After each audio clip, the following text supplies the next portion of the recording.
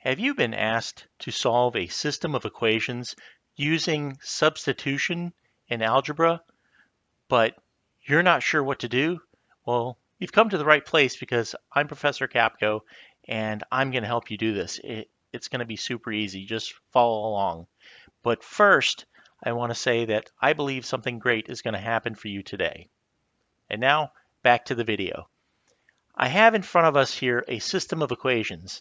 A system is more than one equation, is really essentially what it's asking you to do. So in this case, we've got two equations, and so therefore it's a system of equations, and we're going to use it to solve for the x and the y. And when we do find those, we're going to have it in the format of ordered pairs, an ordered pair of x and y. And really what we're finding is this is a line. If you were to graph this, it's a line, and this equation is a line as well. And we're finding where these two lines cross. So if there is a solution to this, that solution, the x and y coordinates, is where these two lines cross. That's what we're looking for. So let's dig into this. We're told to use substitution. That means we're going to substitute either the x for the y or the y for the x. And this one's pretty easy for us already because we have a y equals some stuff, and over here we get a y equals some stuff. So it's sort of preordained where the y is. Otherwise, we'd want to get either an x or y by itself on one side. This is already done for us. So I'm going to take, and we could say this is equation number 1, and this is equation number 2. You don't have to number them, but just to make it clear what we're working with. I'm going to take part of equation 1 and substitute it into equation number 2. And the way I'm going to do that is I've got a y here. I'm going to pull that y out, and I'm going to leave just an empty box. I'm going to pull that out, leave an empty box, and I'm going to label it y, so I know what was in there. I'm going to go ahead and write the rest of the equation equals x plus 5.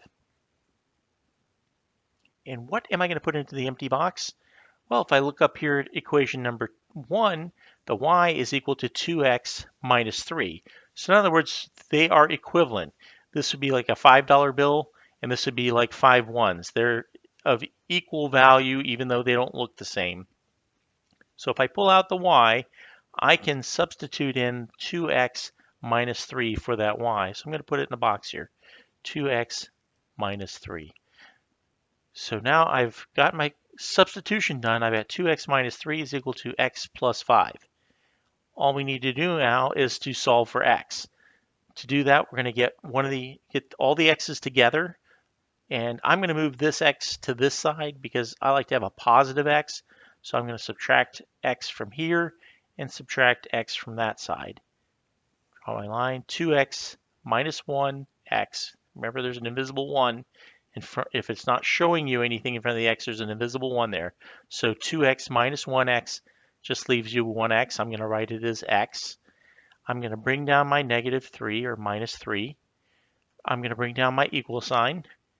X minus x is 0. I don't need to write the 0 there. And I'm going to bring down my 5. So far, so good.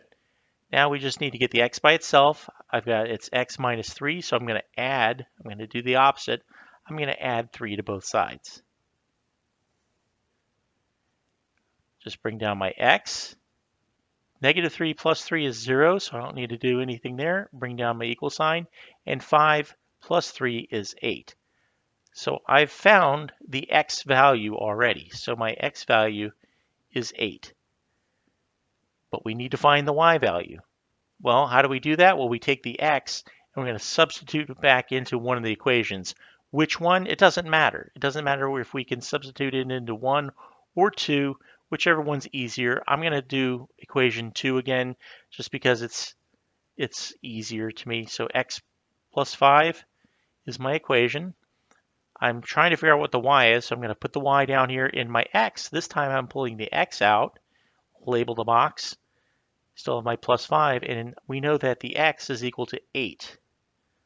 So I can put an 8 in the box. So now my y is equal to 8 plus 5, which is 13. So we found our x and we found our y. Our x is 8, our y is 13.